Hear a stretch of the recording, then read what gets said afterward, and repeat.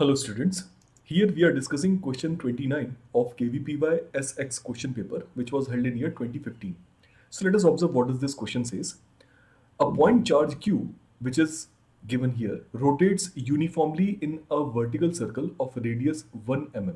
Okay, the axis of the circle is aligned along the magnetic axis of the earth.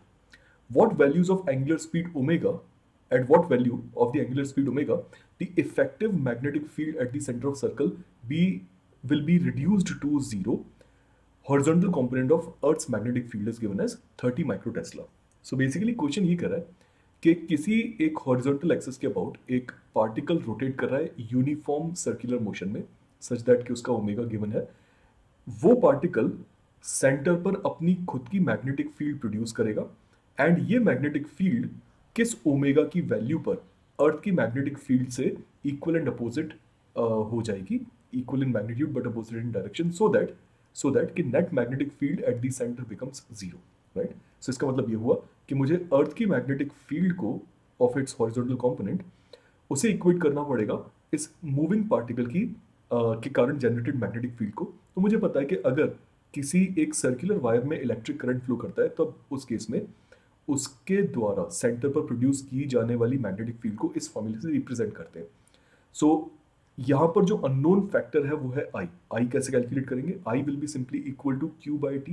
Right, what is T? T is time period of revolution. So we can say कि omega is equal to 2 pi over T, और you can say कि 1 by T is equal to 2 pi over omega, जिसे यहाँ replace करेंगे and इस आई की value को यहाँ रिप्लेस करेंगे. सो हमारे पास अल्टीमेटली आने वाला है कि magnetic field of earth and its horizontal component is equal to mu naught divided by 2r times q into omega divided by 2 pi. So ये इक्वेशन आ जाती है. मुझे ओमेगा पता करना है तो इस इक्वेशन को रीअरेंज कर लेते हैं. We will get 4 pi into r divided by mu naught times q. So this is the value of omega and this entire thing is multiplied with BH. Okay, so यहाँ पर values put कर देते हैं. So we get mu naught upon 4 pi is 10 to the power -7. Right, radius R is given as 1 millimetre, so ये हो जाएगा 10 to the power -3 metres. Value of Q is given as 3 times 10 to the power -3 and earth's magnetic field is 30 microtesla. So this is the value. Right, इसे simplify कर लेते हैं. 10 to the power 10 -10 denominator में आ गया and 3 यहाँ से cancel out हो जाएगा. So you will get 10 from here. So 10 to the power -10 in the denominator and 10 to the power -8 in the numerator. So omega यहाँ पर 10 to the power -12 है.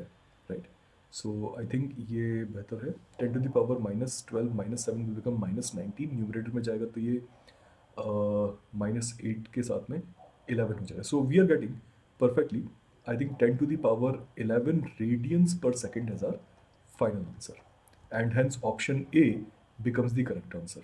Okay, so simple rearrangement था equation का एंड उसमें values put करके answer निकालना था. आई होप समझ में आया होगा आप सभी को. एंड वेदांतु एकलव्य के बारे में गूगल पर जरूर सर्च कीजिए. Best of luck.